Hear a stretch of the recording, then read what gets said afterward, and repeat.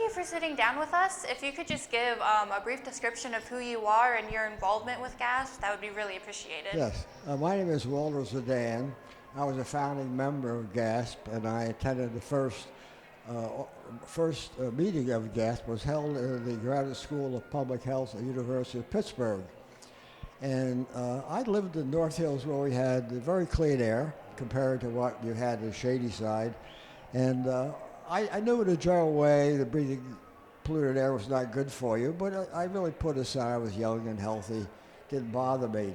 But the thing that concerned me about pollution was the black plumes of smoke that came out of the tailpipe of every bus, many trucks, and a number of automobiles that were around town. It was especially true when they accelerated from a traffic light. So my point in coming to the first meeting that I read about in the paper was to complain about these black plumes of smoke and go home.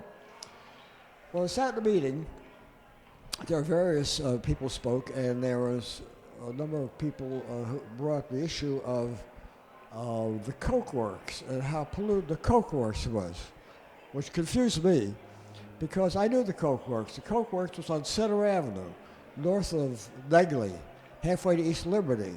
And I didn't understand how putting a carbonated beverage into a bottle could produce the pollution people were talking about. So after the meeting, I decided to stay behind, but I wanted to speak with one of the gentlemen who made a presentation. His name was Arnold Kitsis. He seemed to know a lot about it. So I spoke with Arnold. He gave me a 5-minute tutorial about the steel business and what the coke plant was and what coke was and 1,300 ovens and that sort of thing. And at that meeting, and when I was staying talking to Arnold, Michelle walked up to me and gave me half a dozen letters. She said, I received these letters within the last couple of days. Will you call these people, just talk to them? So I took the letters home and I read them. They were half of them were from mothers who complained about the effect air pollution had on their children. And one woman complained about how her elderly father would sometimes call her in the middle of the night and say he couldn't breathe and she'd have to take him to the hospital. Back in those days, there was no EMS. And if you were sick and you had to get to the hospital, you were on your own.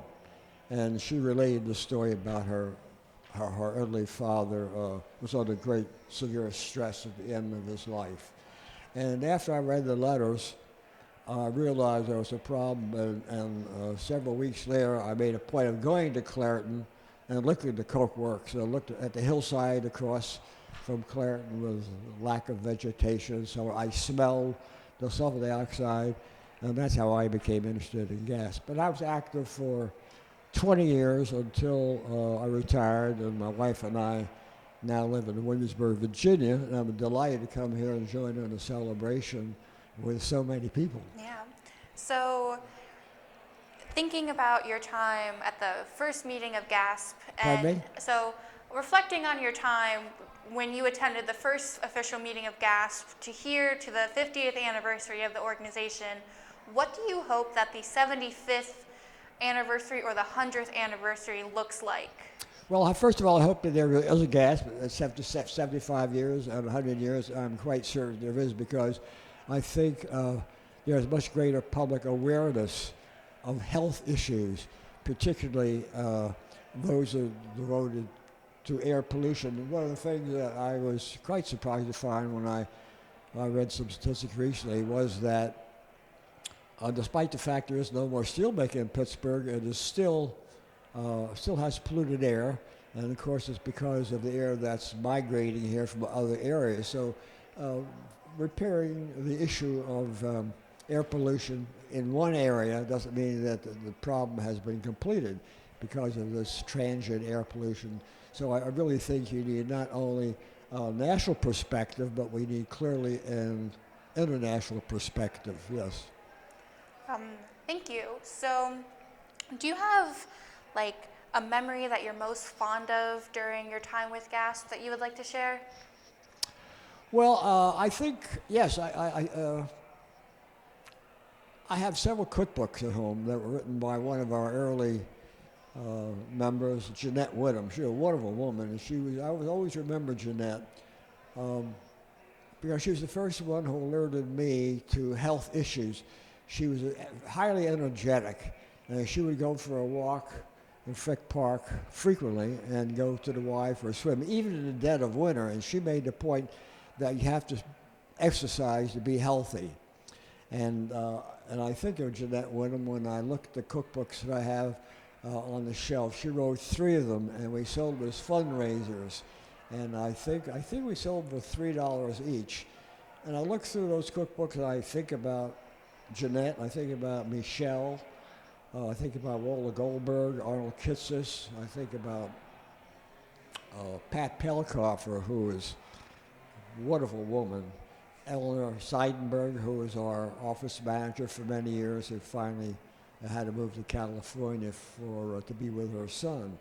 So I think I have memories of those people with a great pleasure, and I think that they made me a better person for having known them.